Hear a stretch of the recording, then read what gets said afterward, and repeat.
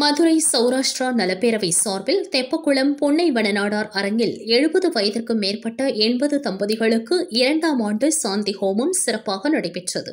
இதில் கலந்து கொண்ட 80 தம்பதிகளுக்கு லட்சுமி நாராயண, நரசிம்ம, சுதர்சன, தன்வந்திரி, விஷ்ணு பரிவார் உள்ளிட்ட ஹோமங்களை வேத விற்பனர்கள் யாகம் வளர்த்து சாந்தி ஹோமம் செய்தனர். இதில் குடும்பம் சகிதமாக சாந்தி ஹோமத்தில் கலந்து கொண்டு பெரியவர்களின் ஆசி பெற்றனர்.